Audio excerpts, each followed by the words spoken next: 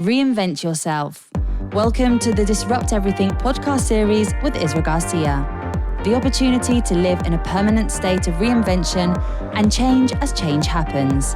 A space for human potential, action, holistic high performance, ultra productivity, experimental lifestyle, unstoppable attitude, disruptive mindset, coaching and self-discipline as a lifestyle, modern stoicism, impact marketing, connected leadership, and whatever comes next. We are going to have to account for all the places we trade courage for comfort, dedication for distraction, and inspiration for information. Put simply, as we untangle this tale, it's going to get worse before it gets better. This is a quote from our next guest, a worldwide disruptor in Disrupt Everything podcast series. Today we have Jamie Wheal. Jamie, welcome to Disrupt Everything podcast series. Oh, thanks for having me. Now we jump into Disrupt Everything podcast series, which is a place for human potential and deconstructing and dissecting worldwide disruptors, his routines, habits, his performances, space for holistic high performance, space for unlocking this human potential that we all have inside of us, and also bring the best of our own disruption to the world and reinvent ourselves to reinvent everything. Now it's time for Jamie Wheal. Jamie is the author of the global bestseller and Pulitzer Prize-nominated Stealing Fire, and the founder of the Genome Project, an international organization dedicated to the research of training ultimate human performance. Since founding the organization in 2011, it has gone on become the leading voice of evidence-based peak performance in the world, counting award-winning academics, legendary professional athletes, special operation commanders, and Fortune 500 business leaders among the hundreds of thousands of people in its global community. Jamie is an expert on peak performance and leadership, specializing in the neuroscience and application of flow states. He has advised everyone from the U.S. Naval War College and a Special Operations Command, the athletes of Red Bull, and the owners of NFL, NBA, MLB, and Premier League teams, to the executive of Google's, Goldman Sachs, Deloitte, Cisco, and young presidents' organizations. His work and ideas have covered the New York Times, Financial Times, Wired Entrepreneur, Harvard Business Review, Forbes, and TED. He has spoken at Stanford, MIT, Harvard Club, Imperial College, the Bohemian Club, the United Nations, Singularity University, and Summit Series. Jamie is currently in wilderness guiding.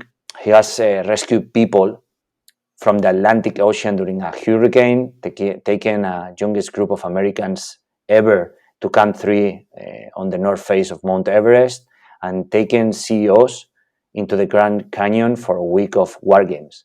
The Seattle Seahawks coaching staff has shared his leadership models during Super Bowl halftime, and Navy SEAL instructors study Stealing Fire as required reading. He practices kitesurf, heli-ski, and downhill mountain bike in the mountains and oceans of the world. Now, Jamie is presenting his new book, Recapture the Rapture, Rethinking God, Sex, and Death in a World That Has Lost Its Mind, with HarperCollins. This is a peak performance expert who maps out a revolutionary new practice, hedonic engineering, that combines the best of neuroscience and optimal psychology. It's an intensive program of breathing, movement, and sexuality that mends trauma, heightens inspiration, and tightens connections, helping us wake up, grow up, and show up for a world that needs us all. And it just took a quote from the book, and he says, if we can do the work and recapture the rapture, we might finally evolve from Homo sapiens, the ape who knows, to Homo ludens, the ape who plays. It seems to me the children, as Buddha said. Jamie, again, thank you for your time, and thank you for making this appearance in Disrupt Everything podcast series. We are happy to have you. Oh, thank you. Well, that was a very kind and lengthy introduction, but just so listeners, I think, can just boil it all down. I've just been forever curious about how do we as humans grow and develop. So where have we come from? What's going on? And what do we do now? So really, you can boil all the fancy stuff down, and the sort of resume list of people I've been fortunate enough to speak to, advise, work with, just down to that, just this inquiry of what does it mean to be humans on this earth, and what does it mean to wake up to the depth of that answer at a time of massively accelerating change and consequence. So that's really the short one that I think we can all kind of hopefully find ourselves in our own inquiries into. This is one I have. This is one of the most exciting interviews for me. I've been following your work since a bit when I discovered Stealing Fire, and I've been in talks with John, who also big shout out to John for also helping it to make it happen. And it's been a beautiful journey to have the chance to interview you. So I hope you enjoy as much as I'm enjoying.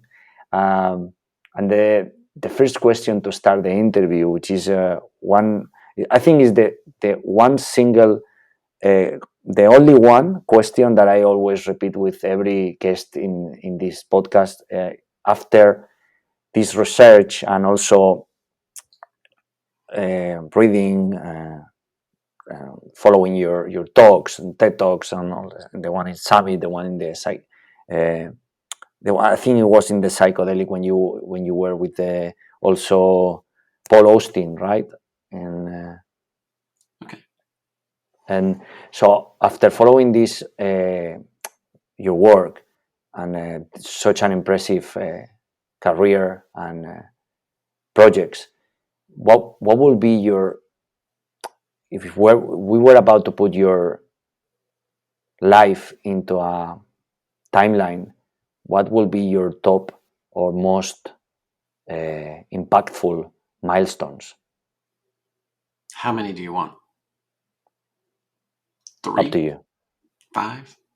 I mean,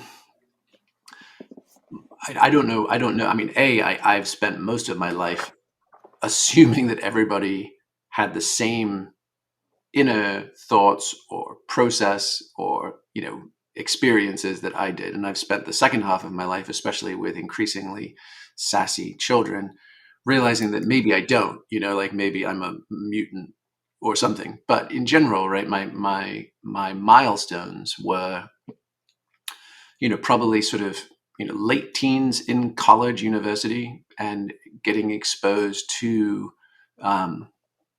3 things really, kind of music, mountains, and mushrooms. Like basically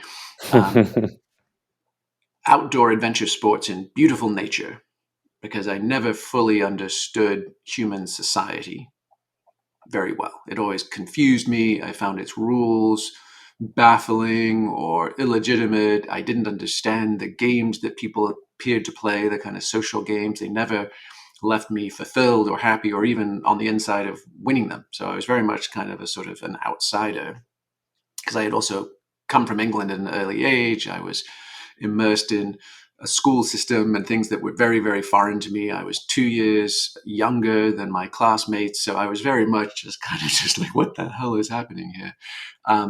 So for me, the natural sublime, just beautiful, wild places were much more soothing than social environments. And and using my body, almost, like to not necessarily life and death, but high consequence situations, whether that was, windsurfing during a lightning storm, in 30 knots of wind, or whether it was skiing, whatever I could find that would be really, really challenging. I found that getting into my body by doing gravity sports was the best way for me to get out of my head. So I'm terrible at meditating, mindfulness, sitting on a pillow, trying not to think about my thinking. But I love getting onto a bike or a stand-up paddleboard or backcountry skiing or whatever it would be, and that the rhythms and the embodiment surrounded by beautiful nature was a place that I found instantly soothing and rewarding. And then at the same time, plus or minus a year or two, came across live improvisational music in large communities, and those live improvisational, music groups tended to coordinate with psychedelics, and the combination of nature plus improvisational music plus community. So those music communities or communitas, where everybody is dropped into the same experience and everybody is kind of one with the band or the DJ or whatever it might be. Those are some of the first times I felt at home with a large group of other people. So that was really beautiful. And not to mention that particularly the kind of music that co-evolved with those gatherings was another way to get into moving meditation, because the songs really weren't songs with a beginning, a middle, an end, and a chorus and lyrics and a refrain. They were much more 10 to 15 minute exploratory sonic journeys that you could offload your default mode network, you could offload your waking consciousness onto, and just go on this adventure. And to me, that was another form of kind of kinetic acoustic meditation. They were really beautiful domains to explore. And then the final one would be marriage or long-term partnership. So I met my life partner when I was 18. We were in college. We explored all of these things together, the music, mountains, and the mushrooms. And so the fourth one would be marriage, and not just deep connected relationship, of which there's, profound lessons, but also dyadic partnership. And what does it mean to be romantically engaged, and then also explore physical intimacy over time with a dedicated partner, to me, in a way that's most akin or similar to sort of high altitude mountaineering. Like you choose, like if you're rock climbing in a gym, like in a city, everything's safe. The anchors are bolted to the ceiling. They even have electrical winches up and down. You can tie yourself in, and you can really just choose to climb with whoever you want. So sport climbing is a little bit like sport fucking, right? It's very low consequence, and you kind of go with who looks the best in Lycra. And there's not much riding on the quality of that relationship. It can be fun, it can be brief, right? It can be whatever it's going to be. But high altitude mountaineering is very different, right? You select your partner not just for who can pump plastic, who can climb the highest grade in a safe indoor environment, but much more who can be hanging off the side of a mountain in a 6-day storm and not lose their mind, who can push and find depth in a place where most people would crumple or fail or panic, who can get you safely back to the trailhead, or to the helicopter if something goes badly wrong. So the criteria for selecting deep lifelong partnership, I think, are fundamentally different than what we've seen in the kind of swipe right hookup culture world. And the chance there is, would you rather drill 1,000 wells 1 foot deep, or one well 1,000 feet deep? So between those experiences, that set the course of my life, the course of my career, our adventures and explorations around the world in oceans and mountains and canyons and and forests, and also has fueled the central question of my life, which is, how do we balance the agony and the ecstasy? Right? I mean, how do we, if the peak experiences that are increasingly widely available to more people on this planet than have ever been, because if you think back in the day, it was either a priest class or an esoteric group of monks or a shaman on the edge of the jungle or forest who had maybe 1 or 2 apprentices and, kind of doled out the experiences. we have open sourced peak states these days. And the psychedelic renaissance is a part of that. Electronic music culture. There's a thousand, biohacking. There's 1,001, avenues into this terrain, which was the kind of subject of Stealing Fire. But also, if that's true, right? If we can have these amazing moments where we feel whole, where we feel connected and part of things, where we may even have access to heightened information and cognitive and creative processing, and it might even seem that there is some sort of higher information that we can sort of dip our toes into and learn from. If that's true or possible, then how on earth can there also be all of this acute suffering? And whether that's inequalities of race, class, gender, environmental justice, you name it. And then, fast forward to right now, these days, geopolitical conflict, ecosystemic collapse, all of these kind of things. You're like, oh my gosh, are we at this amazingly rare inflection point in history where we are simultaneously coming alive into our fullest potential, just in time to look around, and realize, oh shit, we might be sailing off a cliff, and we might have to really start wondering about staying alive. How do we prepare for a turbulent, uncertain future? And how do we balance those two things, the coming alive of infinite expansion, possibility, joy, love, bliss, adventure, fulfillment, growth, you name it, both for ourselves, individual people, but also for our society? We're going to stamp out racism, classism, sexism, all the isms, and the very same techno-industrial society that we've grown up in that's provided the foundation for all of these wonderful experiences, including light shows and sound systems and, pharmacology and a liberal civil society that lets us experiment with who we are and all these things. The very same foundational techno-industrial society is also bafflingly, crazily, potentially responsible for cooking our goose and sending us off the cliff of the collapse of a late stage empire. So for me, it's been, sometimes I get identified as a, performance expert, but really that never sits very well or accurately with me. It's much more neuroanthropology, like who are we and where have we come from? What are these habits and customs and behaviors that we have evolved over 100,000 years? And then that's the anthropology part. But then also the neuro part, which is, and what is under the hood of all these strange behaviors and customs? And are there biomechanical, are there body brain explanations for things that prop up across time and space, across thousands of years in different cultures all around the world, that unite them? And we're like, oh, that's what we're doing. That's what's going on. And so if we understand that, then we can look. We now understand the functional building blocks. It's like Lego. You've got the pieces, and now how do we look into the future and engage in what you could call culture architecture? How do we evolve, innovate, redesign society and culture so that it is healthier, so that it is more inclusive, so that it is more sustainable, so that it harnesses the better angels of our nature, and that we don't end up in the ditch of the worst animal instincts or impulses that we also have in our conflicted human experience. And two questions from here is, one is, what are these essential or these critical building blocks, and why the world has lost his mind, and if is there any antidote? Three questions, in fact.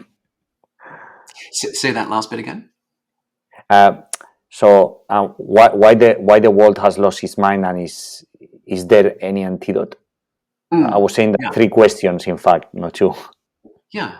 So I think one thing that is interesting. And so I'll try and answer the first two together because they sort of go together, which is, we are in the grips of a meaning crisis, right? The idea that, quote unquote, what's really going on can be answered in a fragmented, fractured way right now, and it is more fragmented and fractured than probably ever. And that has been, in part, I mean, this is a simplification, but hopefully it's a helpful one, which is that we used to rely for, 90, let's think, what are we looking at now? 99.75 thousand years. We relied on organized religions to tell us who we are, how to act, what was our place in the universe, what was the hierarchy of people, how was our society supposed to act, etc. And so that was a very strong source of help me understand what's really going on. That, attendance and membership in organized religions has been rapidly decreasing over the last several decades, really through the 20th century, but accelerating in the last 10 to 20 years. And now, for the first time in human history, more people don't belong to an organized religion than do.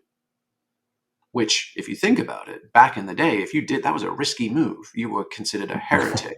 You were considered a pagan. You were considered an apostate. Whatever the name was, you were basically booted from care and concern, and quite often hunted down, burned at the stake, in prison, persecuted, whatever it would be. So to say, thanks, I'm not playing your game, was incredibly rare and incredibly high risk.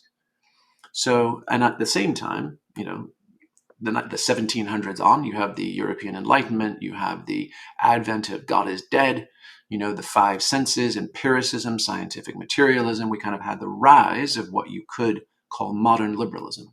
And liberal not as in like Democrat or Marxist, just liberalism in the sense of private property, free markets, civil rights, the kind of classical liberalism. And for a long time, especially in the 20th and early 21st centuries, that kind of became our new God.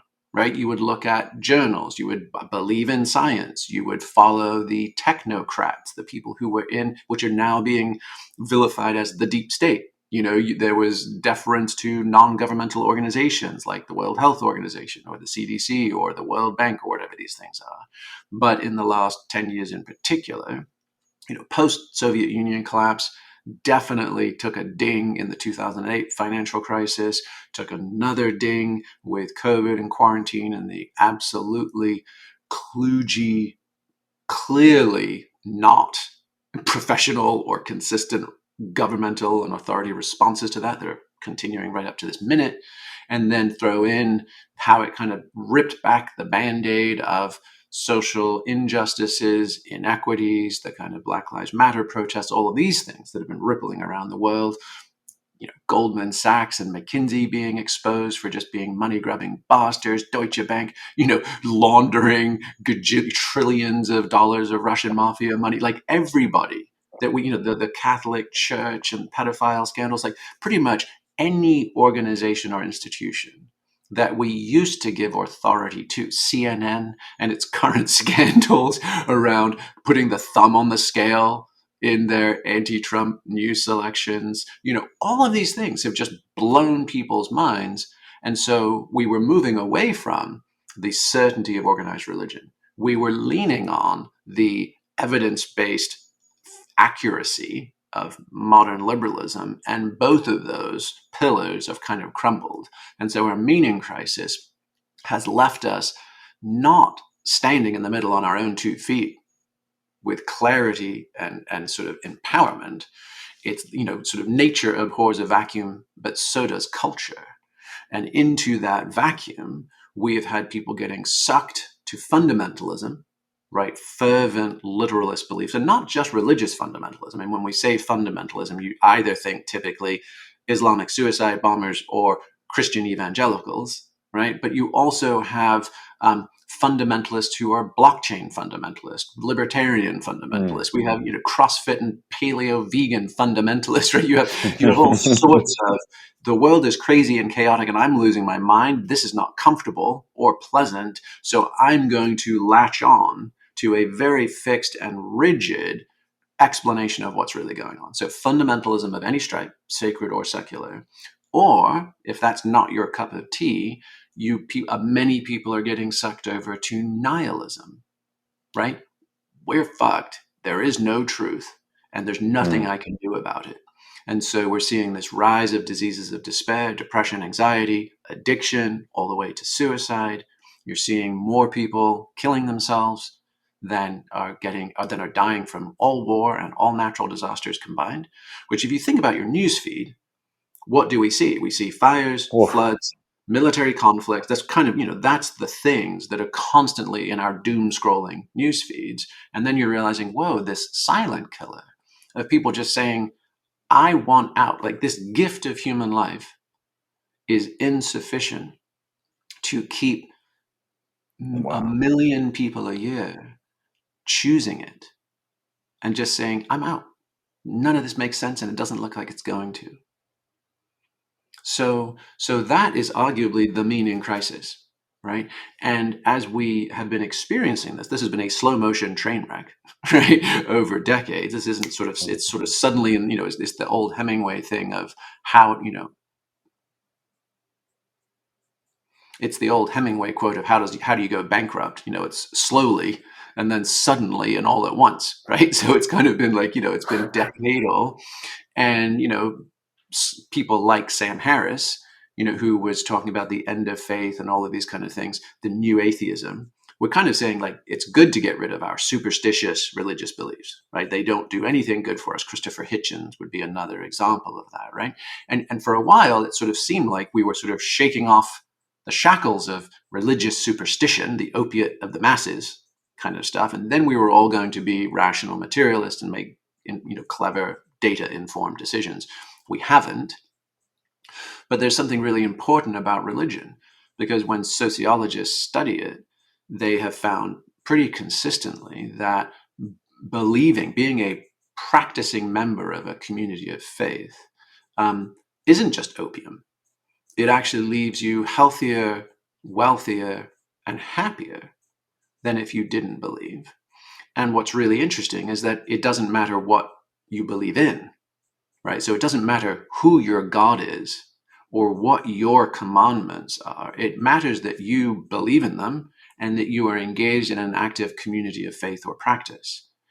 So you realize, there's important, like, religion wouldn't have persisted for 10,000 plus years if it didn't have an evolutionarily adaptive contribution. It would just fade away, right? And so when sociologists have been studying this, and psychologists too, that they've come to the conclusion, and the Harvard Sacred Design Lab sort of identified these three things, which was healing, inspiration, and connection. These are the essential nutrients. So this was your second question, right? These are your essential nutrients of how we thrive and survive, which is, if we don't have inspiration, like moments of renewal and affirmation that there is a point to this whole human thing, right? Then the mundane grind of life will crush us, right? And that's the suicides and the diseases of despair. If we don't have access to healing, then the invariable traumas of life, the adverse childhood events, the adverse adult events, and just the micro PTSD stressors. We've all been experiencing this in the last couple of years of quarantine, right? Our whole lives and balances and rhythms and relationships have all been wildly disrupted. And many people are just starting to crack, not from a single traumatic event, but just from a little bit of trauma every single day, day in, day out. And it accumulates. So we can call that, so there's macro PTSD. Those are the big hits, the broken bones, the fights, the rapes, the abuses, the violence. Those are the macros. But there's also the micro PTSDs, and we're all suffering from that. So if we don't have healing, if we don't have a way to metabolize our grief, if we don't have a way to sort of defrag our nervous systems and get back to center, get back to zero or homeostasis, a place where we are in sync and in balance, then we will become diseased. And then finally, and traditional versions, whether it's Yom Kippur, whether it's Ramadan, whether it's Lent, there's all sorts of, every culture has built in some period of atonement, forgiveness, renewal, right? And those serve vital, vital functions. So we need the inspiration, or the mundane will crush us. We need the healing, or our trauma will choke us. And we need connection, because we are social tribal primates. And everybody trots out the Hungarian orphanage studies and those kind of things under Ceausescu and those kind of things. But, that there's truth to, we die in isolation. And a huge chunk of the diseases of despair that we're all suffering under these days are due in part to isolation. And Vivek Murthy, the current US Surgeon General, has written a book called Together and identifies, the loneliness of the modern individual as one of the major mental health challenges and crises. We grew up in small bands of hunter-gatherers, right? We were then in villages and towns. That was kind of this, everybody knew everybody, Dunbar numbers of 150 people, all that kind of argument. And then in the 20th century, there was the move to urban areas. People, you couldn't survive on your farms. You had to come to the urban core to seek your fortune in a sweatshop or a factory or something like that. There was increased social mobility, but there was also familial dislocation. There was we were sold on the upside of you can move anywhere you want. You can reinvent yourself. You can pick up any profession. You don't have to be limited to your family of origin, your religion, your ethnicity. Anybody can grow up to be president was the upside of that. But then the downside was I have no idea who I am. I've moved 5 times in my life chasing jobs. My parents, are in another state or another country being cared for in a nursing home by strangers on minimum wage. My social identity is on dating apps and Instagram and Twitter. I have a, constructed digital persona that isn't really me. And no one knows me at all. And quite likely I live by myself. And so, I have 5,000 friends on Facebook, and I go home every night to watch Netflix alone and swipe right to see if anybody likes me. So, so connection. That's So powerful. healing, inspiration, and connection, right? You're like, oh my gosh, these are timeless. They're sort of non-negotiable nutrients that we need, that old school religion used to provide. Now, it provided it with all the downsides that it came with. It was insular. It was, it offered salvation. Like if you believe in this body of beliefs, you're saved. But if you don't, you're not. So it was exclusive salvation, right? So that was the trade-off. What right? what were your drive? What drive you to write this book, and also the Recapture the Rapture, and on going on this search of humankind, kind of purpose, healing, quest?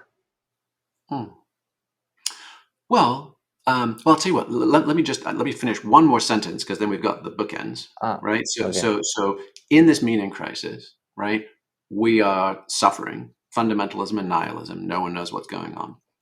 It's easy for modern, intellectuals to dismiss and belittle traditional religion, but it offered those 3 essential nutrients: the healing, inspiration, and connection. So those are important. We shouldn't forget them. But the problem was that traditional religions offered salvation. They offered the healing, inspiration, and connection, but at the price of exclusion, right? So that doesn't match our modern sensibilities of everybody's entitled to life, liberty, and the pursuit of happiness, regardless of race, color, or creed, right?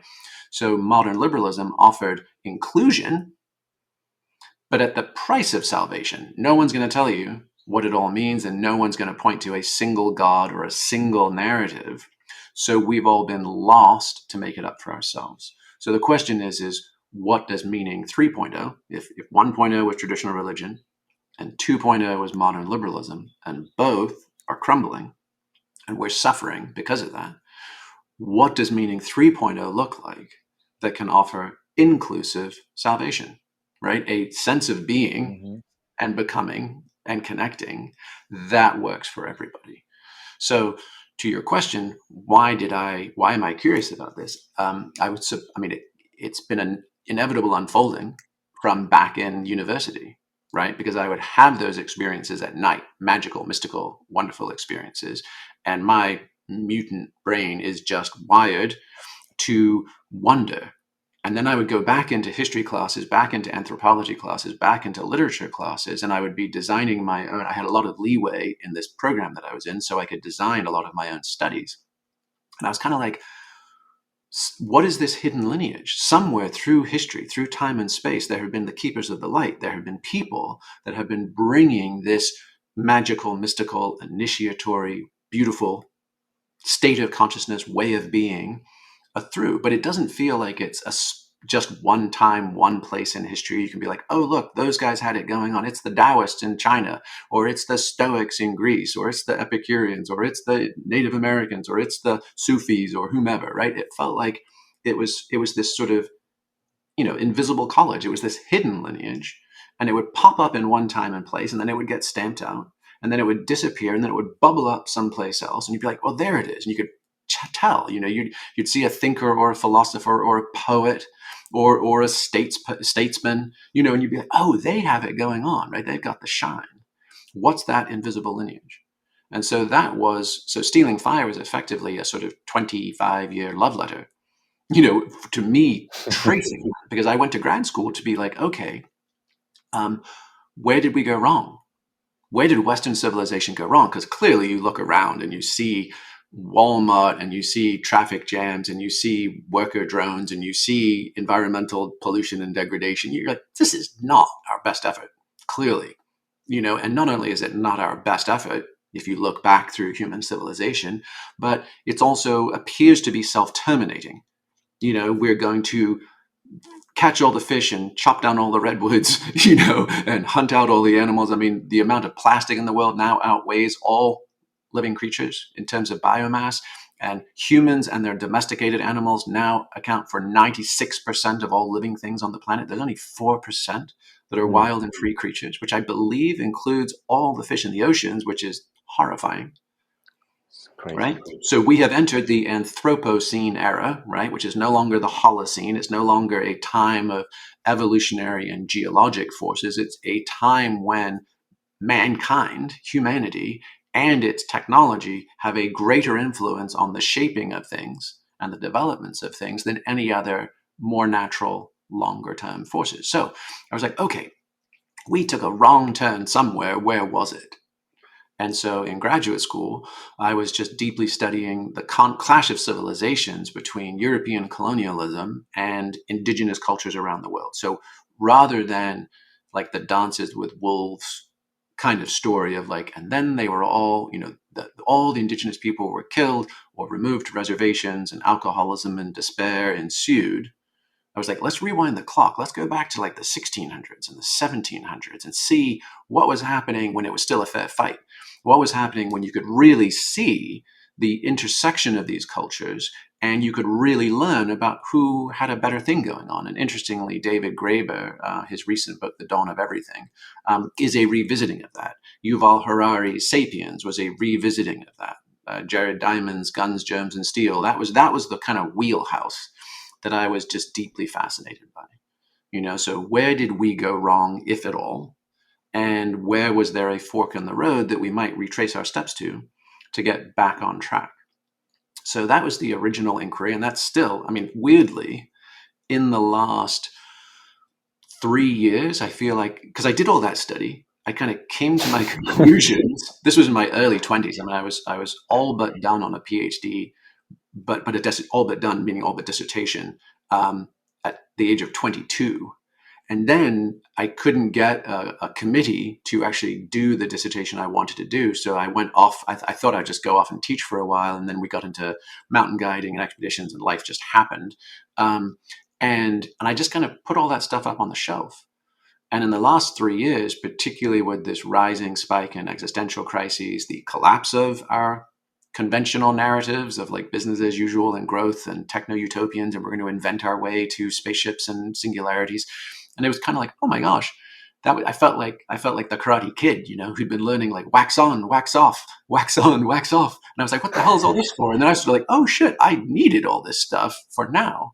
So I've been deeply revisiting and rethinking. He was there. Yeah, that inquiry of what is the arc of Western civ? Because I mean, here's an example. There's a French DJ and I don't remember the DJ's name, but they have a YouTube channel gets millions of views called Cercle, Cercle, and they basically take very well-known DJs and then plop them down in World Heritage sites, around the world. These Turkish ruins, the tombs of Ramses in Egypt, and an ice flow surrounded by the Northern Lights in the Arctic Circle, just epic locations with just one person on the decks making music with beautiful cinematography. And it was New Year's Eve this year, and we were watching one that was at the tombs of Ramses. It was right by the Aswan Dam where they relocated that entire tomb system. And I've never seen that stuff in high def, shot from a drone, just scanning all these crazy 50-foot tall, sculptures into the stone. And it was just mind-bending to look at that amount of human creativity and art and iconography and sacred religiosity, and realize, fuck me, man, those guys were going for 3,000 years. We're barely going to squeak to the 300-year mark before we send this thing off a cliff. Who is to say, right, who had the better approach? And so, yes, that inquiry has been the sort of the foundation of my life, and always what I've been noticing, trying to learn more about. And then at the same time, this notion, your question about why write Recapture the Rapture, that actually happened by accident, where, back to the music, mountains, mushrooms, and marriage, I was paying attention to all of the neuroscientific studies that connected to optimizing peak states. So ecstatic states, non-ordinary or non-dual states. And basically, anytime I saw information in a research paper that talked about brainwaves that were not conventional waking consciousness, so either gamma brainwaves, which are high frequency bursts that come along with moments of insights, or basically anything that's not beta waves, which is what we're doing, talking to each other, and everybody's doing listening, but down into alpha, down into theta. What are those states? They are often, meditative. That's also where flow states, where you kind of drop into the zone and you're engaged in the task. That's where those show up. But also even deeper into delta states, which is really close to brain dead. Right? It's 0.1 hertz to 4 hertz. It's as close as you can get to flatlining neurologically. So mapping EEG, mapping neurochemistry. So obviously cortisol and norepinephrine, those are stress responders. They give us juice to get up and go and do a hard or scary thing, just activation energy, and all the way to fight flight energy. And of course, in bursts, those are essential. In small, healthy amounts, they're literally what gets us out of bed in the morning. I mean, rising cortisol in the early morning is why we wake up. And it's also why we don't need coffee right away. You should wait 2 hours before you have your coffee. Otherwise, you're just doubling down on maximum cortisol. But there are others like dopamine, like endorphins, like anandamide, right? That are the pain-reducing, pleasure-enhancing, cognition, bonding, oxytocin, serotonin, these kind of chemicals. And just like, okay, basically, if there are, what combination of activities can you do to optimize healthy and even, state-inducing neurochemistry, and what behaviors and activities can you do that increase your flexibility of neuroelectric states, right? And of course, anybody who's deeply into the study, actual neuroscientists, there's never just clearly a singular, like, my brain is in alpha. You're like, this part of my brain might be predominantly alpha at this moment. Other parts of our brain, different hemispheres, different regions are all popping off in different ways. So it's a gross simplification to speak of your brain is in or primed by any of these things. But with that disclaimer, basically just started assembling all of this research. And it was kind of shocking because it was like, oh, wow, if you really want to pursue this inquiry, you end up in one of two places. It's really the same place, but it's basically sexy biohacking or nerdy kink. You end up including in your personal optimization sexual arousal, physical networks, not because it needs to be romantic or erotic or sexy or kinky or any of those things. It's simply because the primate nervous system is primarily wired, like our entire ecstatic neural circuitry is maps one-to-one to the sexual arousal network. And that was discovered in the 1950s, right, at the University of Pennsylvania. That's not novel or new. It's just socially taboo. So everybody snickers or twitters or about it. But you're just like, of course. Why? Because monkeys and then apes and then us and every other living organism that reproduces via sexual reproduction, right, has to do it with no instruction manual, no Kama Sutra, no YouPorn, no healthy sexologist on Instagram, right? We had to just figure this shit out blind. And if you think about it, like logistically, it's not the most obvious thing. It's not. But so somehow, right, the tractor beam of evolution had to say, we are going to make this inevitable, which means that evolution through the kitchen sink at the neurochemical prime and hormonal priming and incentives to fumble around and figure it out every single generation without fail, or we would not be here. So once you accept that, you're just like, oh, okay, if I'm an anthropologist from space, just giving humans a user manual, you would be like, pay much, much, much more attention to your sexual circuitry and sexual fitness and health. So that was one, just research finding. I was like, that's interesting, and also equally fascinating that so many people are so squeamish about it, that this isn't common knowledge, which is another bizarre thing.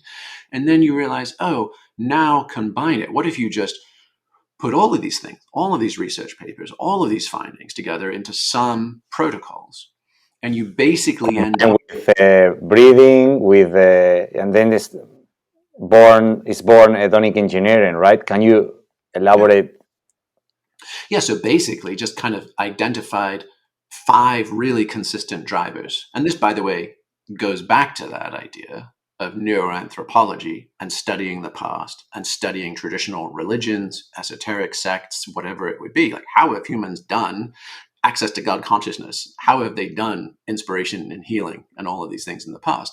And you can kind of realize that you have breathing. So respiration is overwhelmingly a potent tool.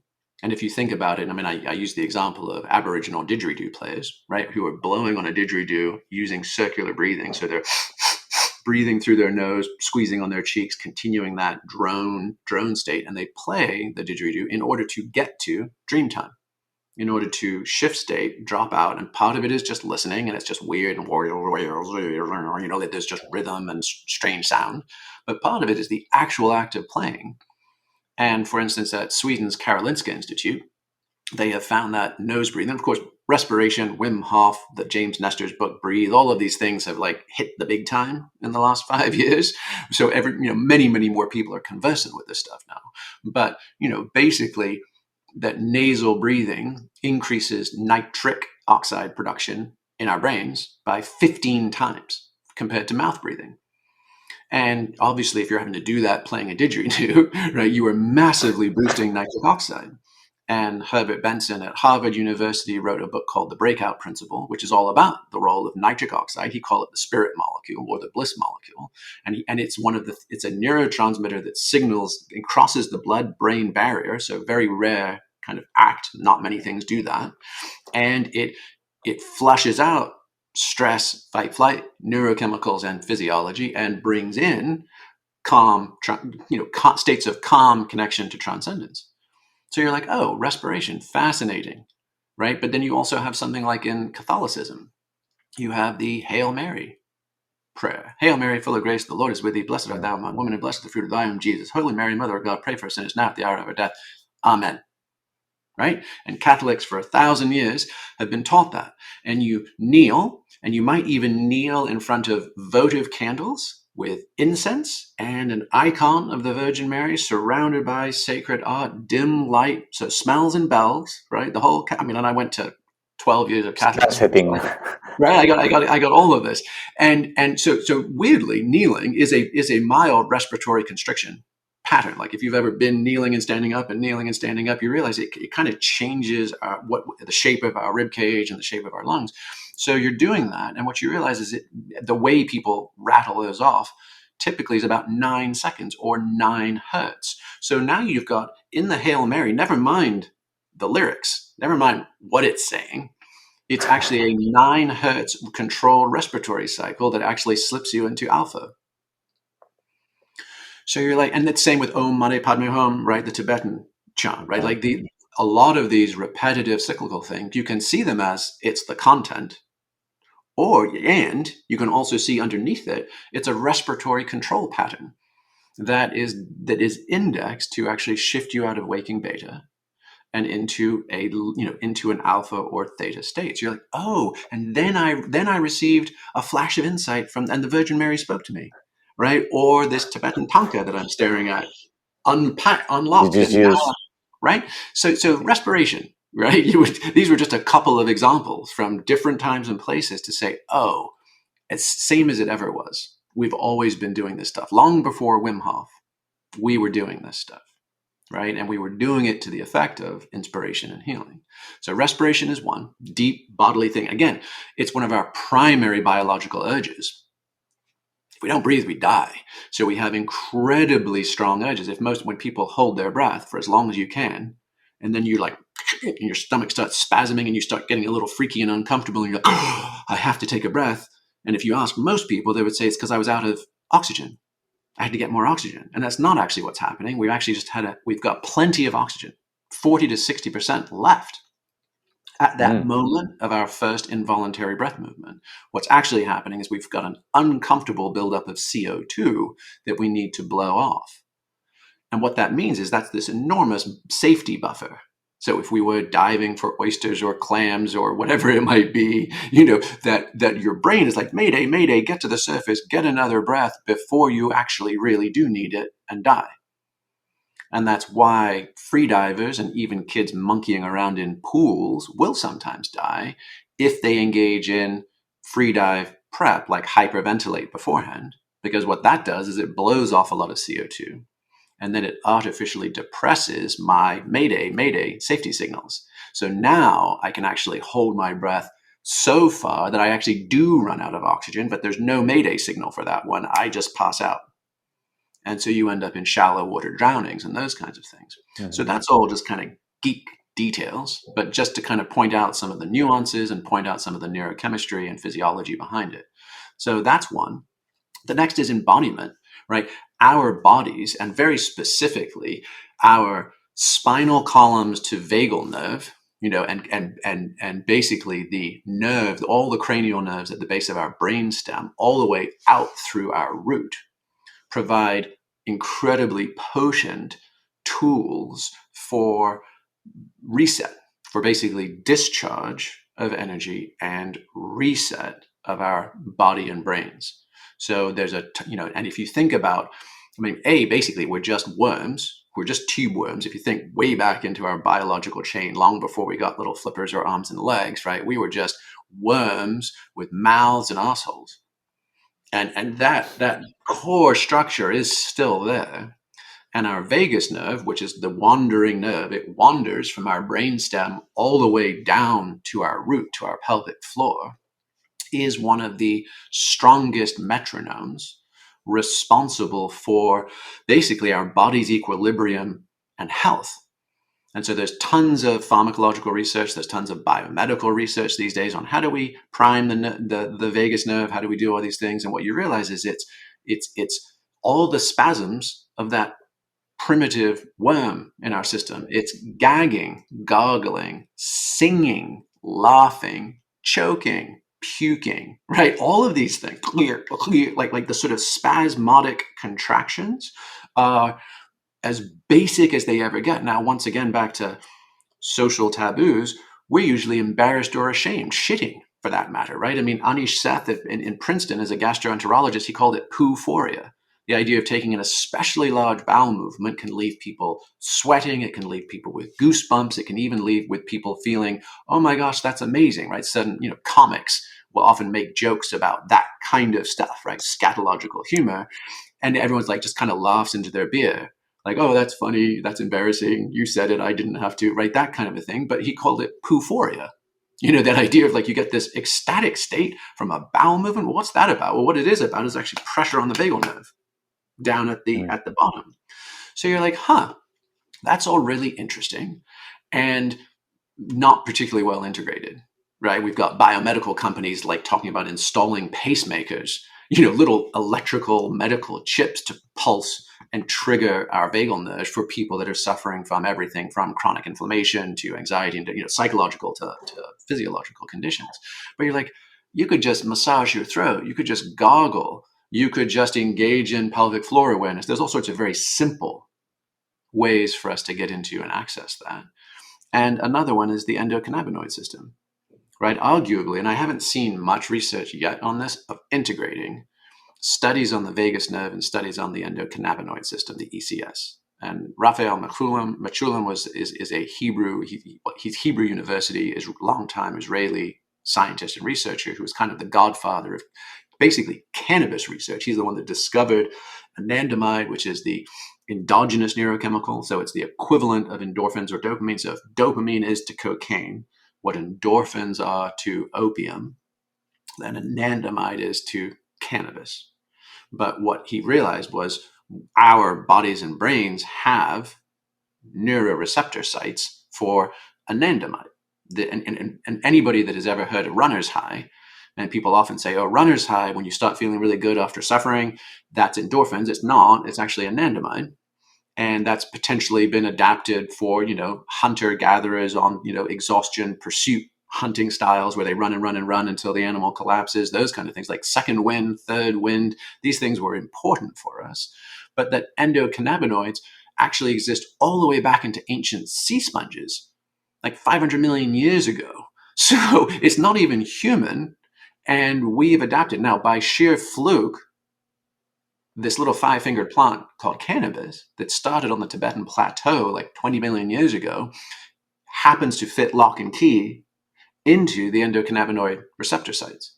So if you're, if anybody is hearing, again, in social feeds, in media, like, CBD oil is amazing, or cannabis does this, that, and the other, and it's good for this, and it washes your car, and it helps you be happy, and you don't, and you think this is a little bit of hype, and I think these people are trying to sell me something. Many of them are, but underneath the hype is actually a very structured reason. It's not about weed; it's about our internal endocannabinoid system, right? And in fact, overuse of cannabis can actually depress and negate our healthily functioning endocannabinoid system. So my point here is to say it's what's in us, that system, the ECS system, not external cannabis. That's the miracle.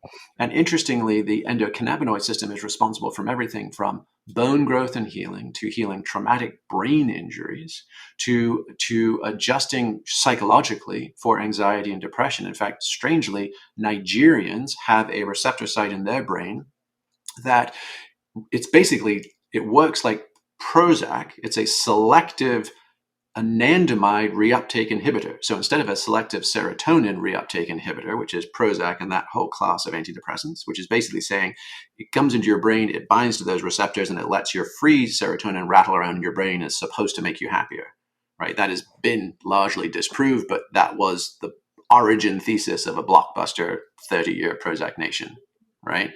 But Nigerians just have a genetic mutation where they have natural anandamide reuptake inhibitors, and they are measurably happier and more optimistic and less anxious. So you're like, wow, fascinating. So you take the vagus nerve and you take the endocannabinoid system, and both of them are kind of like metronomes. They sort of set the rhythms of our whole systems, and they make us more resilient.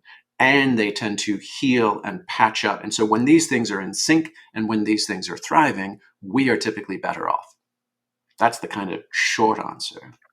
And strangely, there's not, in my regard, expecting like nearly enough integrated research on the two of them, because those to me, like by all the research in each of them, you're looking at them and you're like, these sound really, really similar. And it seems like when one is happy, when one's doing well, the other is likely to be as well. And when one is under stress or is out of whack, then the other is probably, and then you get this cascade of mental and physical disorders or diseases. So we've covered respiration. That was embodiment. I wanted to take the time to unpack these so people can actually not just Please, them yes. as a punch list, but actually Wonderful. bring it to life, right? And then the next one, right? If respiration is we have to breathe every minute or 3 or we're dead, so that's super strong.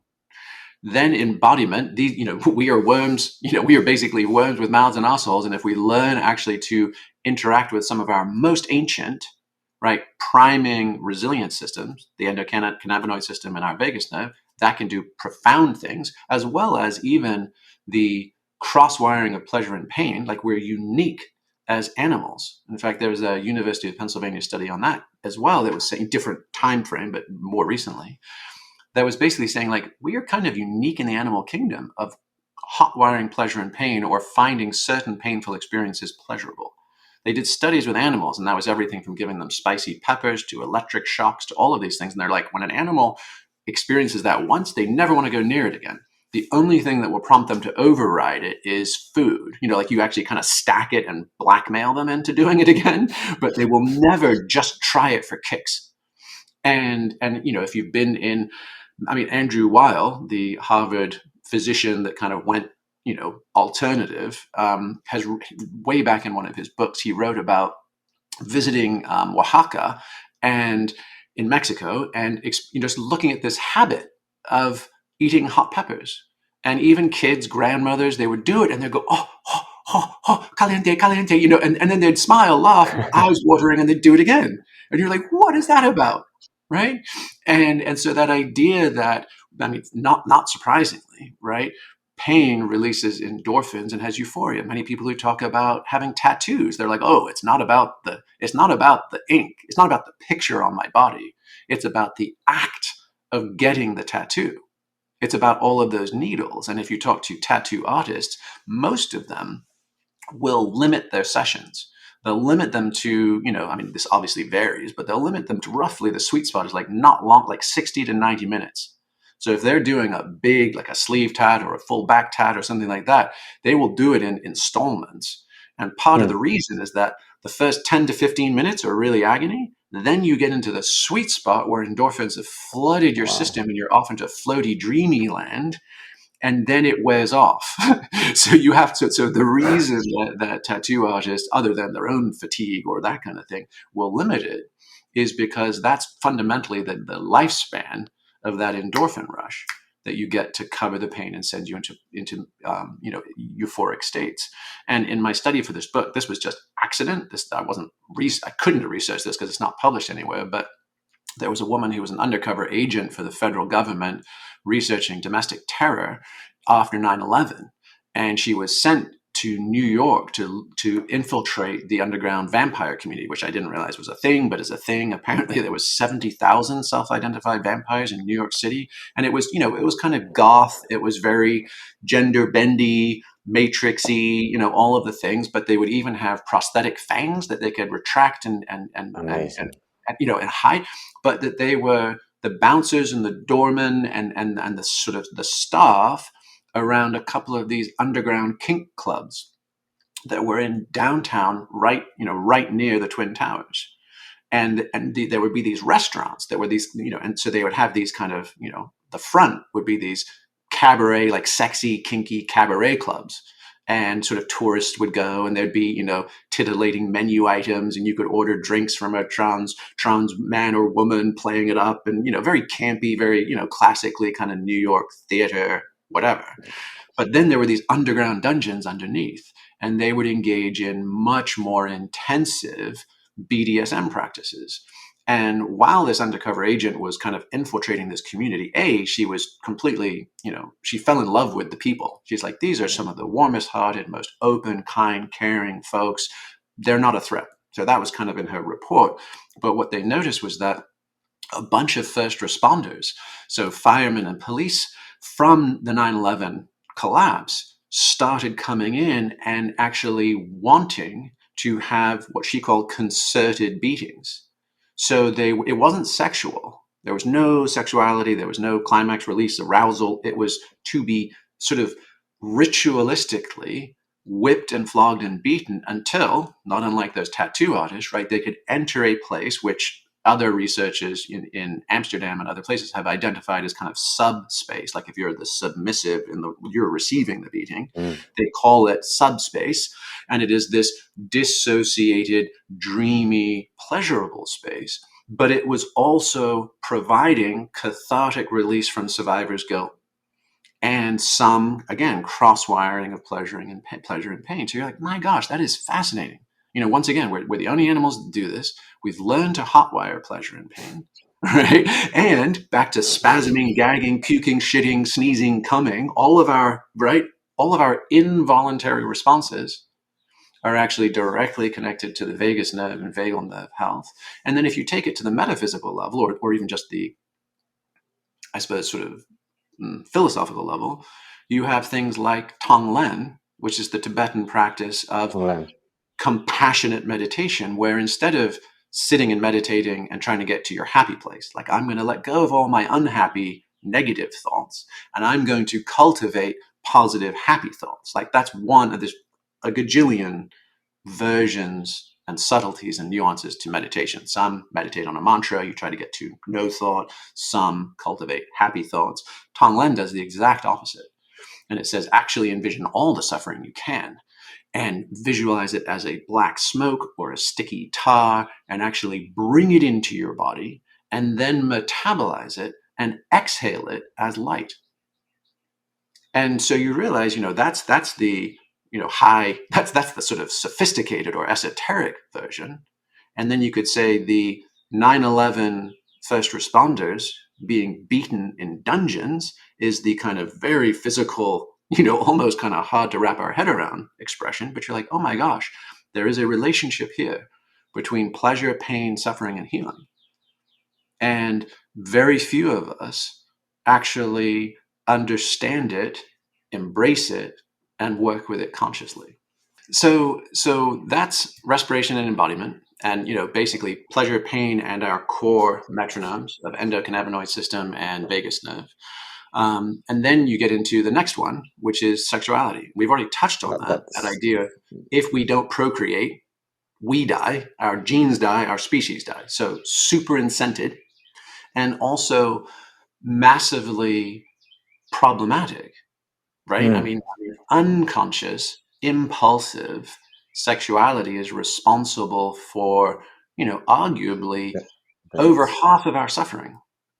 If you think about, just relational suffering, jealousy, infidelity, accidental pregnancy, abortions, divorces, those kinds of things, you're like, oh my gosh, that's tons.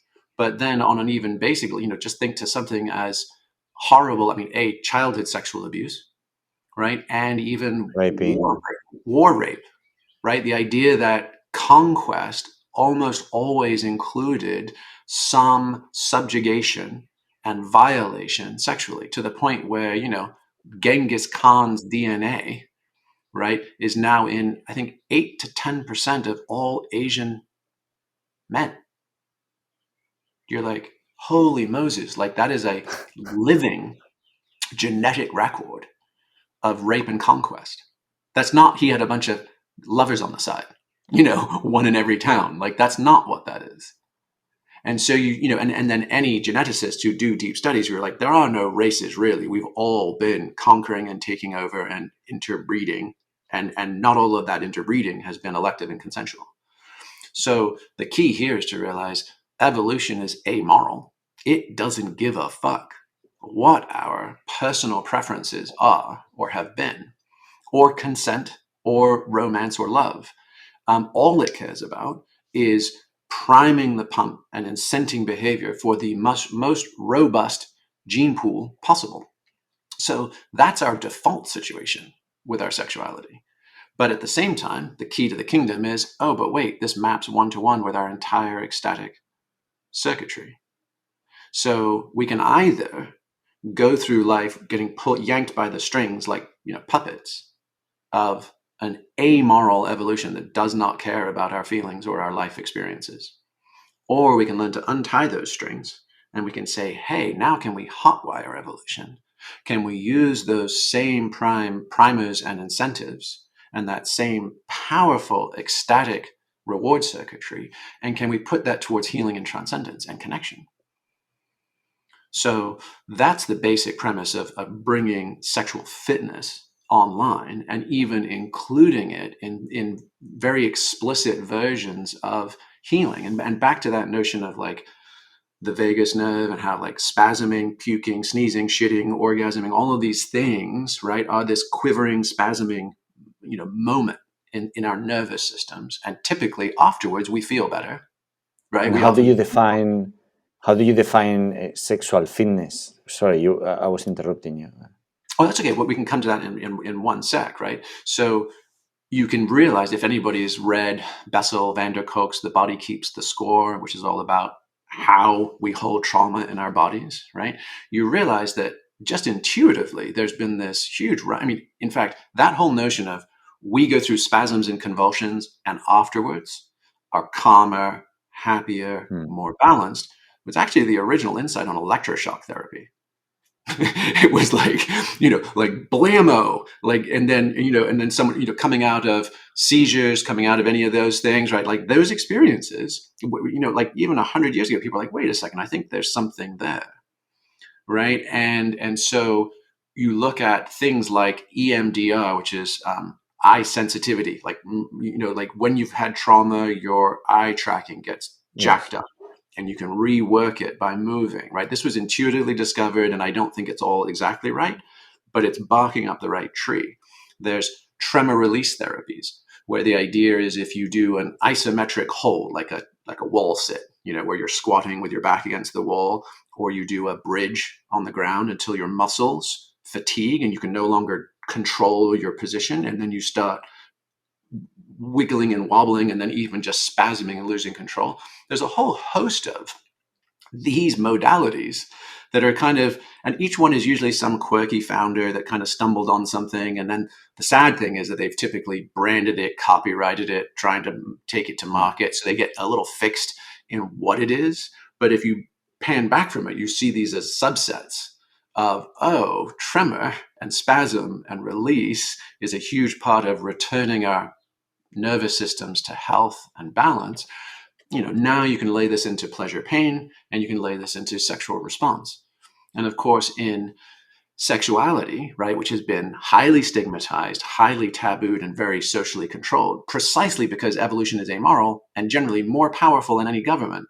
So no government, nobody in charge could stay in charge for very long or stay in control of their people if they didn't also directly attempt to control their people's sexuality with all the taboos, customs, with all of these things. Thou shalt and thou shalt. I mean, the fact that 10 commandments, and one of them is thou shalt not covet thy neighbor's wife, right?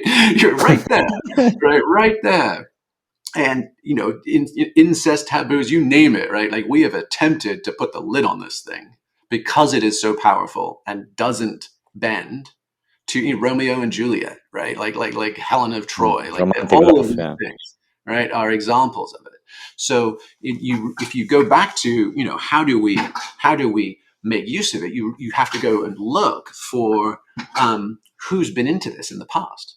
And in the Eastern traditions, it was the realms of Tantra or Tantra-like practices. And in the West, it was the realm of what is sometimes just kind of called sex magic, but like not rabbits out of a hat, but actually looking to, basically reformat human physiology and consciousness and potentially outcomes in the world via the cultivation of sexual energy in partners. And so you kind of, take this current neuroscience research, look at Tantra and sex magic and be like, okay, well, these guys were the kind of explorers and the pioneers. It's very hard to kind of get to the bottom of what they were doing because it's usually, hidden. It's, there's metaphors, there's analogies, there's secrets within secrets. There's all this kind of stuff to sift through. But if you look at it very straightforward, you're like, basically the postponing of male orgasm and the cultivation and extension of female orgasm to get to a place of neurochemical saturation, right, that allows for a non-ordinary state of consciousness and a resetting or reformatting of the human nervous system has real power. and then fill in the blank. Different groups took it in different directions. Has the power to then manifest what you want. Casting a spell has the power to make you more compassionate or kind. Whatever it would be, right? They take that juice and then deploy it. And one big breakthrough in the research, as I was preparing for this book, came when I was on a panel with Rick Doblin, who's a Harvard researcher who founded the Multidisciplinary Association for Psychedelic Studies. And if anybody has heard of the phase 3 research on MDMA, the chemical, often, the degraded versions are known as ecstasy and Molly and other things, but the actual pure research chemical is MDMA, and its use in trauma, use in PTSD studies. And it's been off the charts, right? I mean, to the point where even the DEA, and the FDA have been sort of, fast tracking it. They're like, this is amazing. We need to get this to our veterans. There's so many people coming out of wars and everything else. Like, this is doing incredible things, 10 times more effectively than the existing stuff we have, the Prozacs and the anti-anxieties and the antipsychotics and that kind of stuff. And I asked him, I said, well, what are you guys finding? And he said, well, interestingly, we're finding a high degree of prolactin, oxytocin, vasopressin, and in these states. So you're giving a patient the chemical. It is then triggering these neurochemicals in their bodies and brains. And then with the help of a therapist, they're then able to go back to a traumatic memory, but they feel safe, they feel connected, they feel open, and they're able to revisit them without being re-traumatized. Right. So they're able to then talk about them. They're able to work with them. And many people think of memories are like a photo album. They're just kind of, that was that moment in time. But the reality is our memories are constantly plastic and constantly being updated. The obvious studies have been flashbulb memory moments, like where were you when JFK was shot, or the Twin Towers came down, or the Space Shuttle Challenger crashed, or whatever it be. And they'd interview people day of, a week later, a month later, a year later, a decade later. And they realized, oh, and people will swear blind. I remember it's just as clear as the day. I was in my living room and I was there with my brother. She's like, but wait, the day of, you said you were at a Starbucks. What gives? So memory is plastic. Or an easy one is happy wedding photos, and then 10 years later you're divorced. And you look at that photo and your memory of that day is 100% different than what it was day of.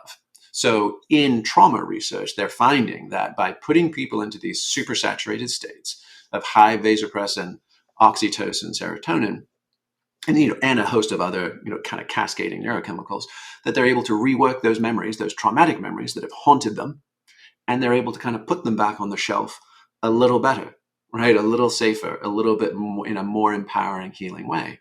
And he said, funnily enough, the closest analog or comparison we have to that is the post-orgasmic state.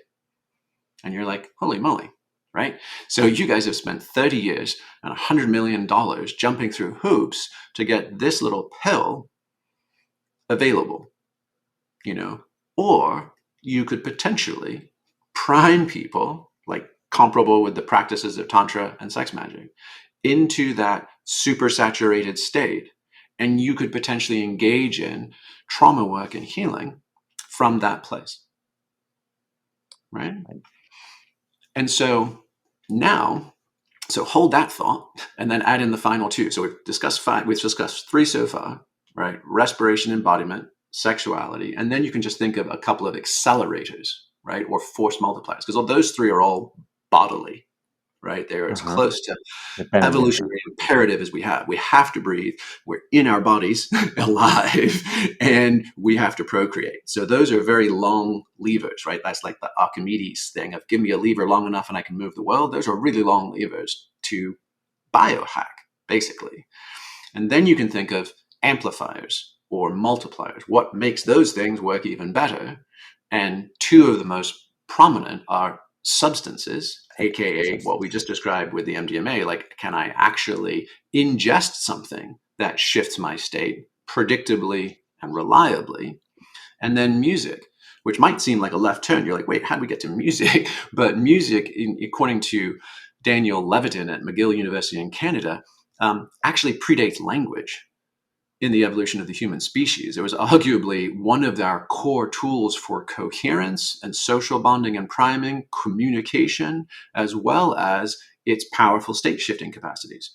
shifting in brainwave states, what is known as sonic driving or musical entrainment, right? Where funky beats, right, actually shift our brains and take us out of our default mode network, take us out of executive function and into some other more embodied and receptive states. So you're like, okay, so now we've got all five together.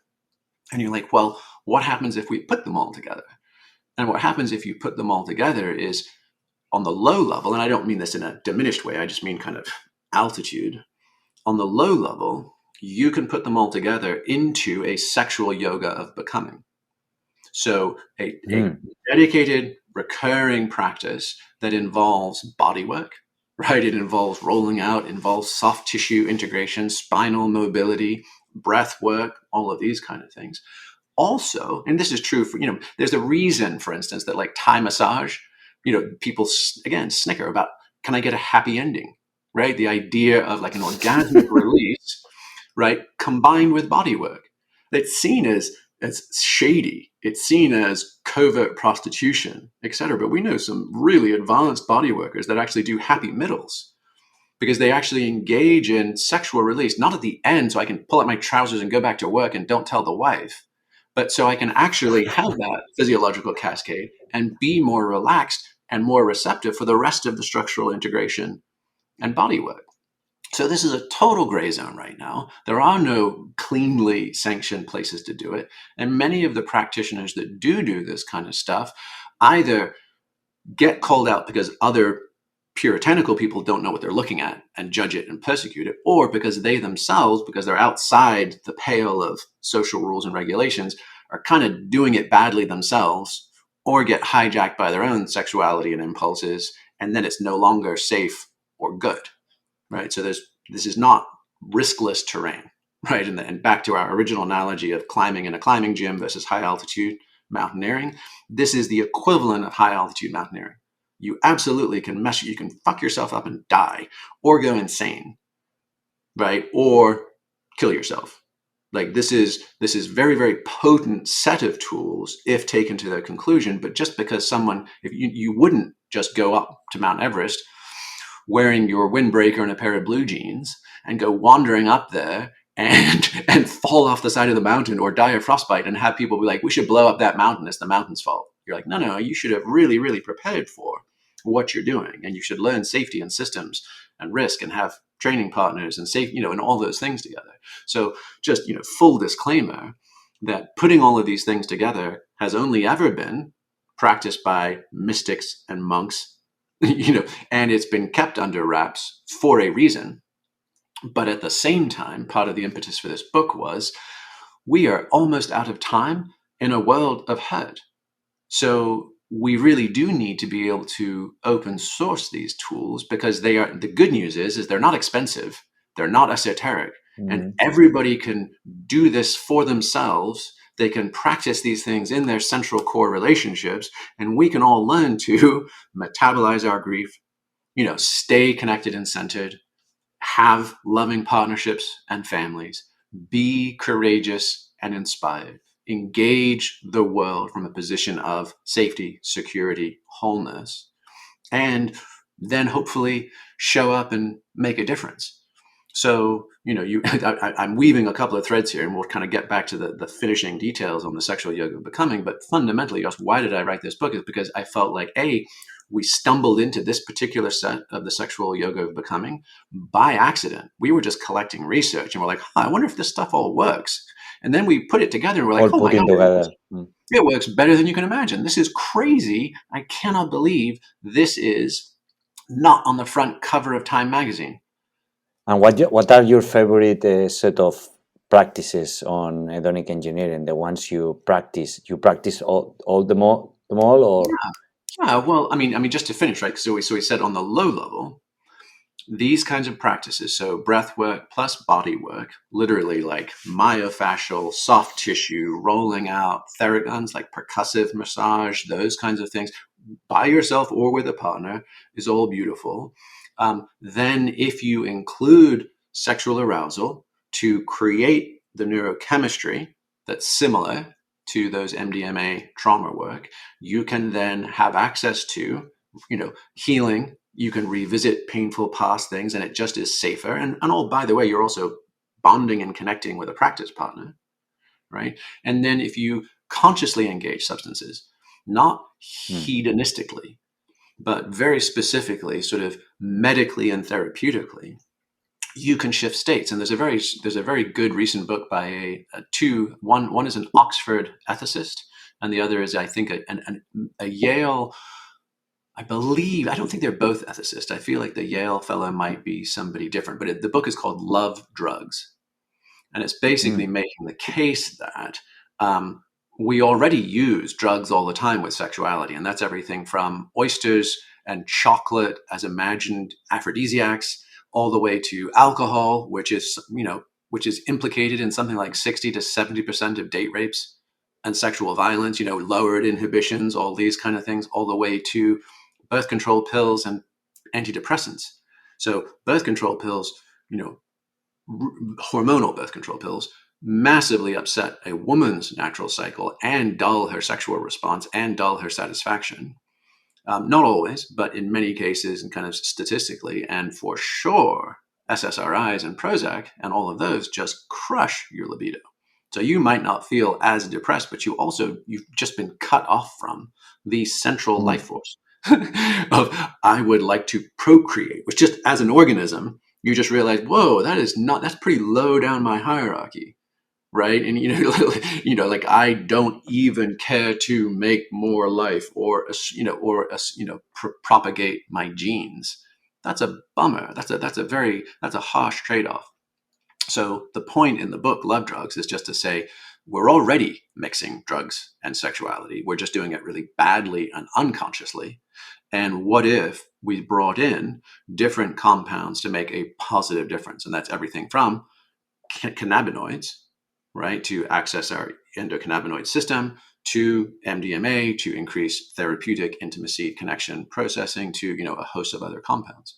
So the idea there is bringing those all in together, and then also making deliberate use of music to set rhytm, time, and place. I mean, everybody jokes about, John Legend or or Enya or Yanni at the Acropolis, like putting on the vibey music to get busy, like that kind of a thing. But the idea is like, no, actually deliberate music, especially with like good high fidelity, loud sound and not overbearing, but just like to the point where it takes up your mind, is also a really powerful thing. And then you can, so on the base level, you can use sexual fitness on a daily to weekly ongoing basis to discharge your nervous system from stressors and potentially even go back. That's the micro PTSD. And then potentially even in intense situations, go into true adverse life events, actually revisit traumatic experiences from the past. And in that environment, engage in reworking those memories and coming to better healing and wholeness. So that's the basic level.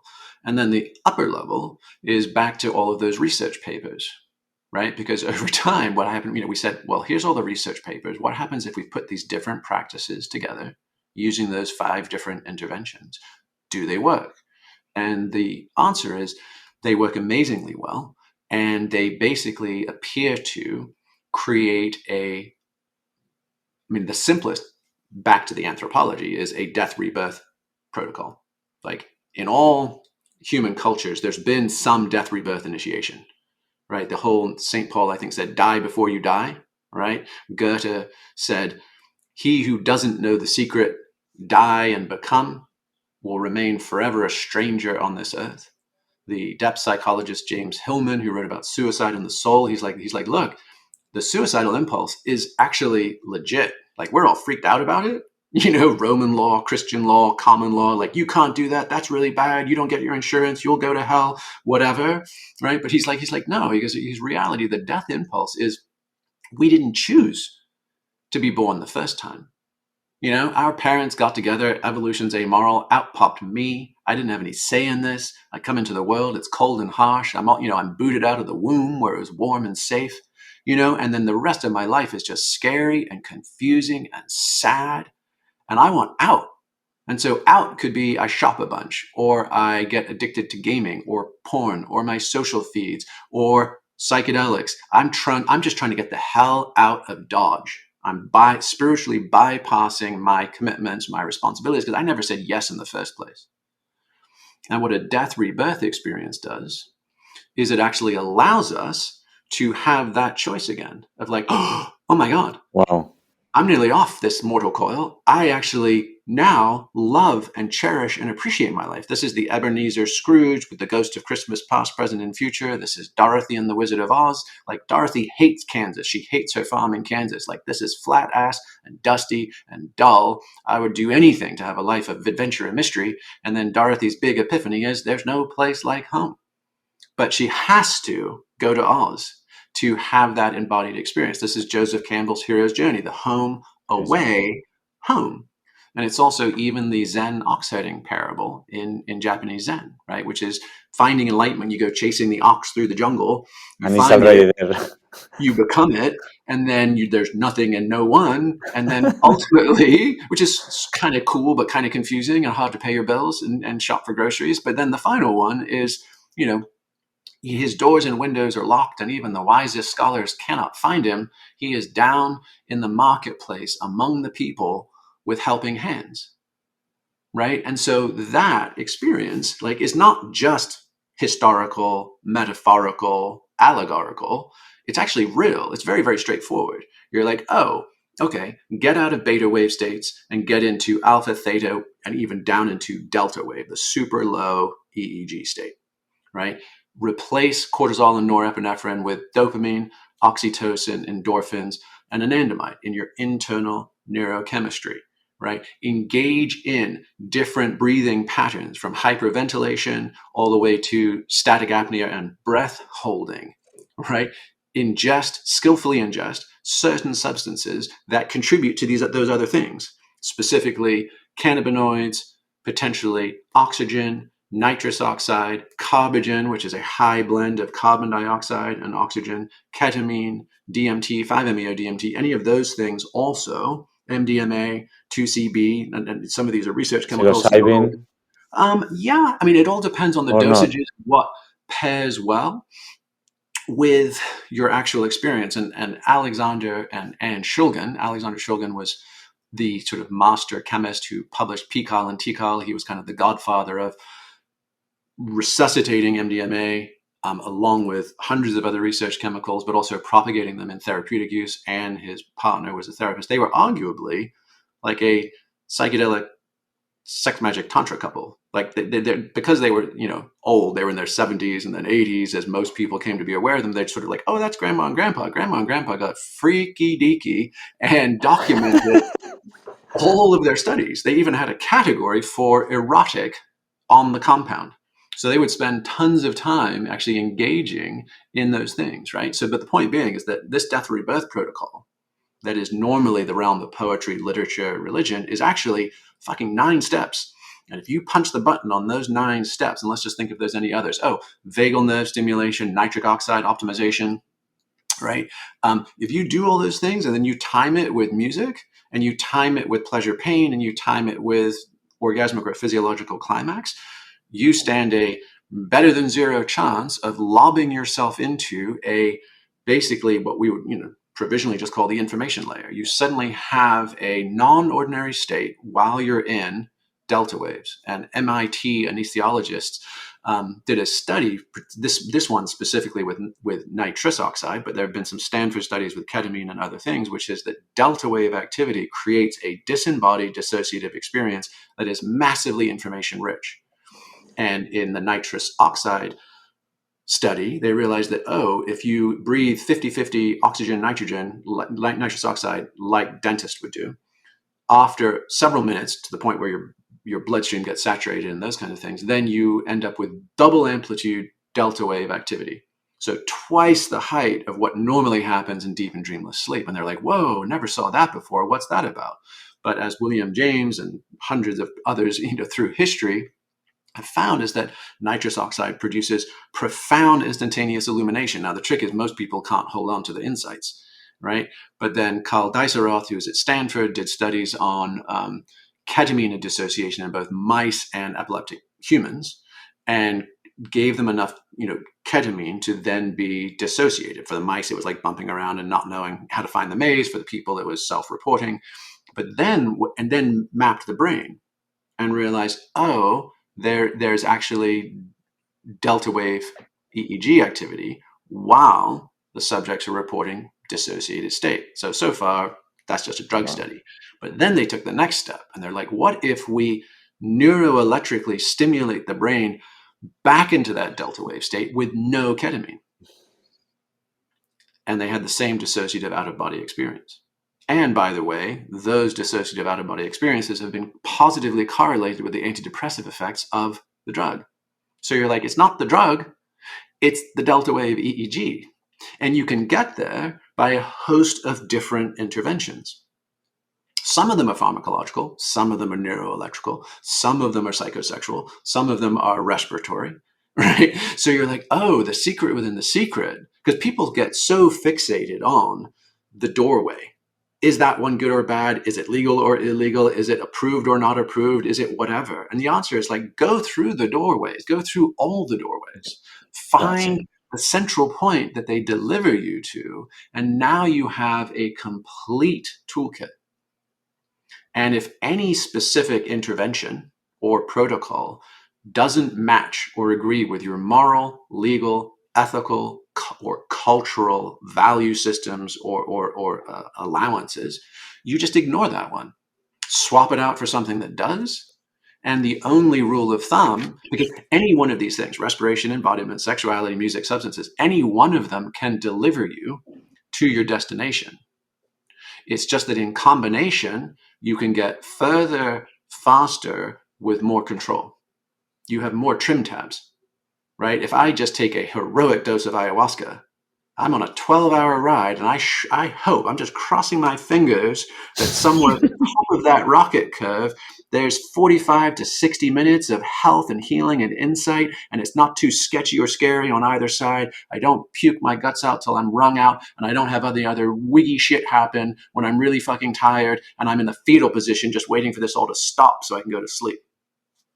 Right? So and instead you can go from that, which is basically right. So because it's strange, it's weird in these non-ordinary states, and when our body is fatigued, our mind is less resilient, and but there might have been something absolutely profound, but I was cross-eyed and drooling at the time it came through, and I don't remember it to let it be healing. I don't have enough energy or gas in my tank. That's not to diminish sacred rituals and substances. There's profound impacts on those things, but they do have downsides, not the least of which is scheduling them, right? And how do I fit this in? There's a reason there's so much more psilocybin research in Johns Hopkins and Imperial than there is LSD research right now. It's not that there was some specific benefit to psilocybin over LSD. It was that psilocybin can be fit into a 6 to 8 hour hospital shift, and LSD was typically 10 to 12 hours, and it was a clusterfuck to staff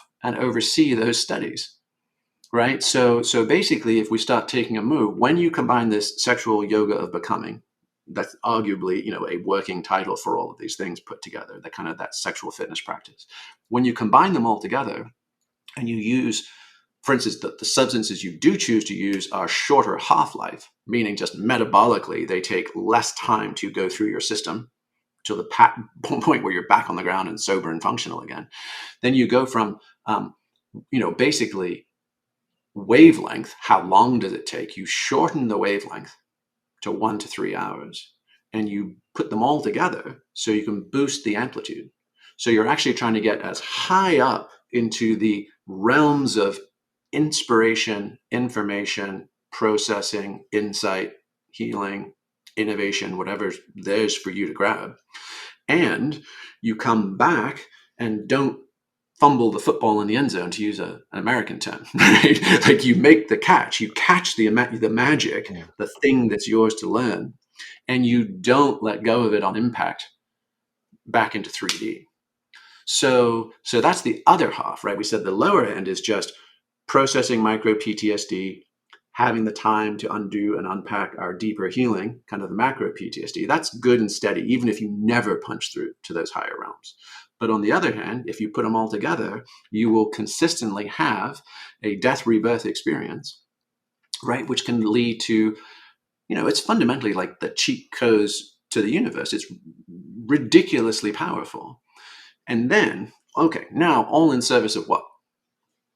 Right? All in service of what? Because this would effectively just be super hedonism, right? If there wasn't a deeper point.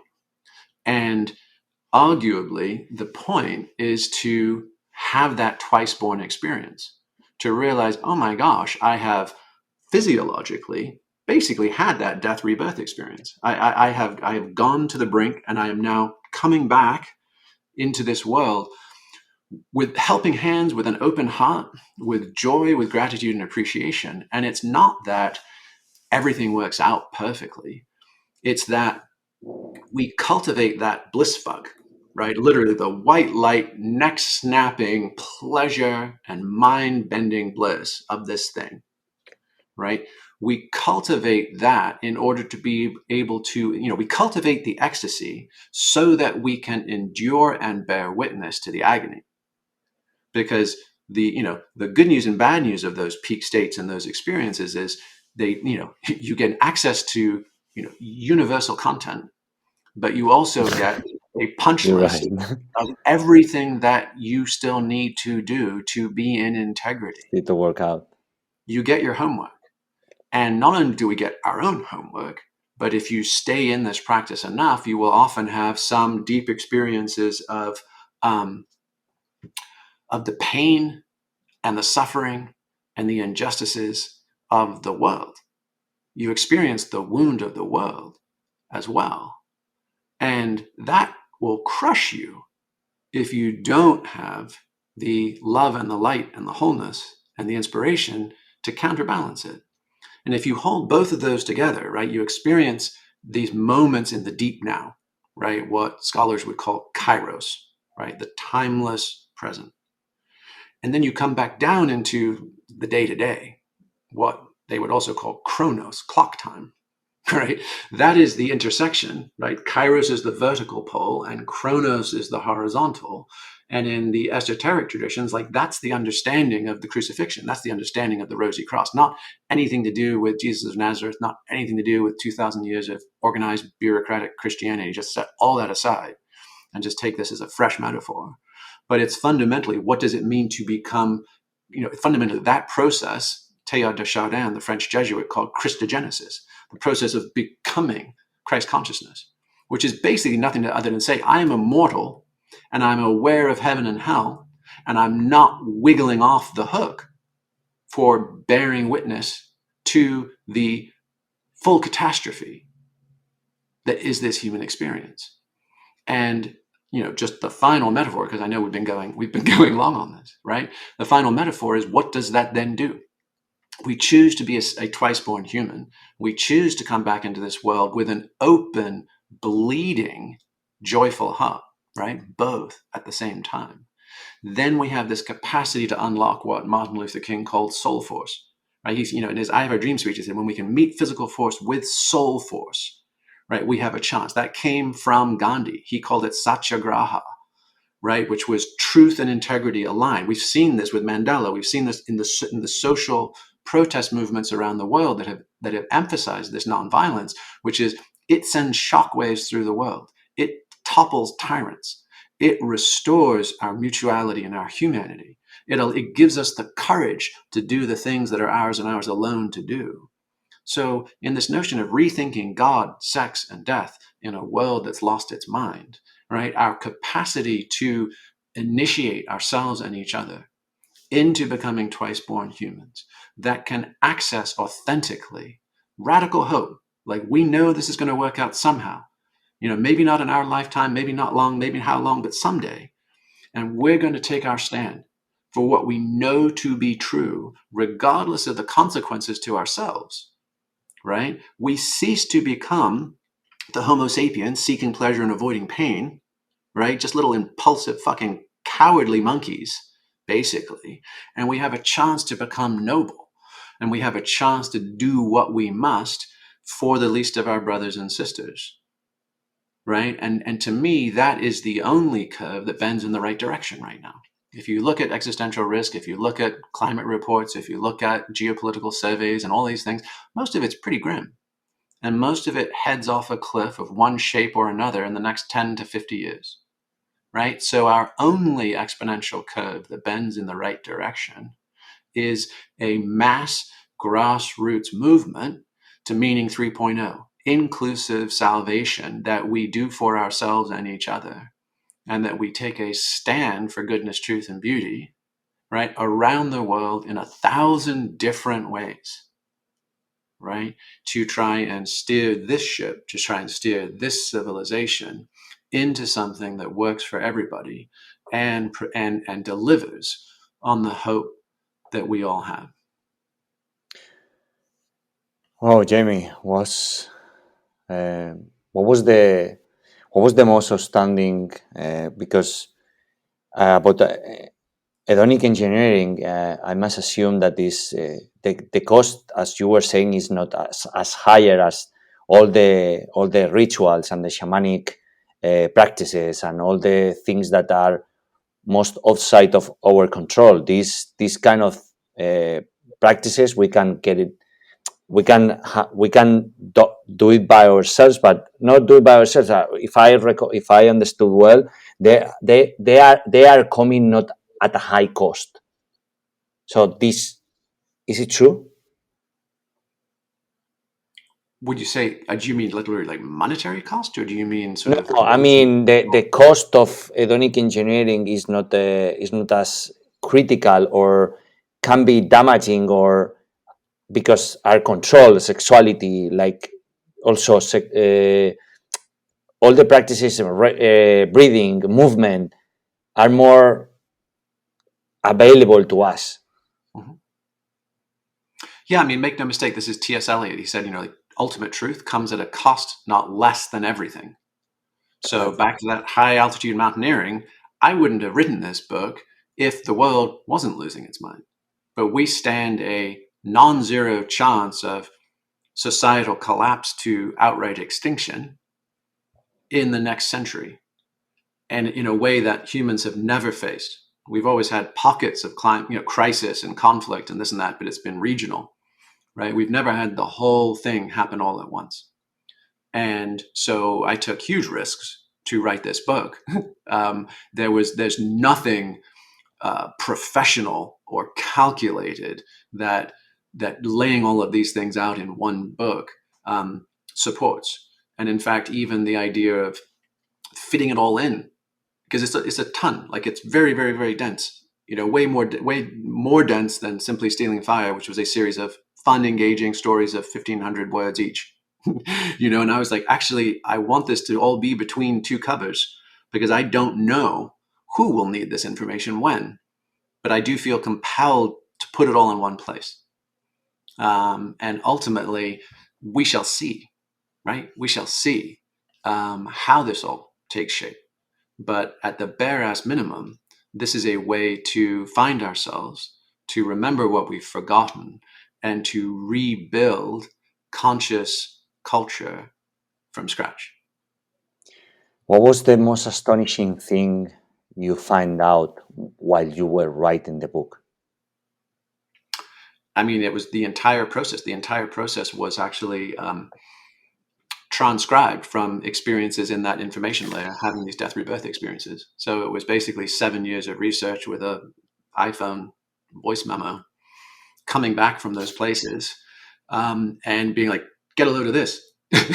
You'd never believe it. Holy shit, what is going on and what is this about? And then feeling like there was just no way to sit on that or just take that to my grave. So, but I couldn't write the story that way, because that would have sounded batshit.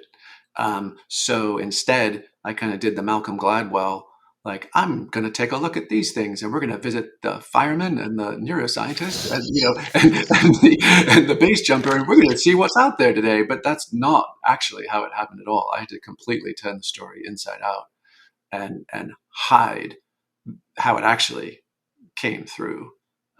because that just seemed like best left for fiction. So yeah, I mean, that's all I'm doing is doing my level best to make it fun, engaging, accessible, credible, and then, the people that hear that signal and are drawn to it, more power to all of us.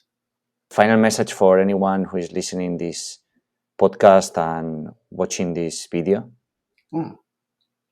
Yeah, I mean, I think the simplest is stay awake. If you have breakthrough experiences, cherish them and remember them and act on them. Build stuff, like actually create things in the world that are increasing the peace, that are creating more goodness, more truth, more beauty, and help out. There's a ton of people in the world that need our efforts, and if we're all here on fancy computers with nice Wi-Fi and watching streaming podcasts in our spare time, then we are the 1% of the 1% of all humans who have ever lived. So stay awake, build stuff, and help out. Jamie Wheal, thank you so much. Where people can find you on the internet? Yeah, so I mean, we're kind of everywhere. There's Facebook, Flow Genome, Instagram, the same, Flow Genome. There's a bunch of podcasts with our own Homegrown Humans podcast, with tons of the people that are in the book and many thought leaders and mentors of ours. Lots of other podcasts we're doing like this one, and then Flow Genome Project.com. We do trainings on this content. We do trainings on personal performance and optimization, and we do live adventure leadership in beautiful places, the mountains and the canyons, and then summertime gatherings as well. So we get together in real life and gather this community, and we also help folks learn long distance of putting these pieces together. We'll make sure we put all the links in the show notes, and thank you for your time. Thank you for the book and for so detailed and well explanation, and good luck. And again, thank you. Yeah, great to be here, and thanks everybody for listening. Thanks. This is Jamie Wheal for Disrupt Everything podcast series. You'll have the podcast, the transcription, also a summary in Spanish, and all the podcast show notes in also links. And remind yourself and remember that if you don't disrupt yourself, someone will come or something will come and disrupt you that will be more painful. That's for sure. Thank you for being in Disrupt Everything. Thank you for listening to the Disrupt Everything podcast series with Isra Garcia. You can listen to the podcast on any podcast platform or on isragarcia.s/podcast, where you'll find interviews with Seth Godin, Robin Sharma, Wim Hof, Kevin Kelly, Stephen Kotler, Joseph Ahram, Great Modern Stoics, Zen Masters, Shaolin Masters, Hollywood actors, New World sages, and many other disruptors, plus solo episodes with Isra. And the journey continues.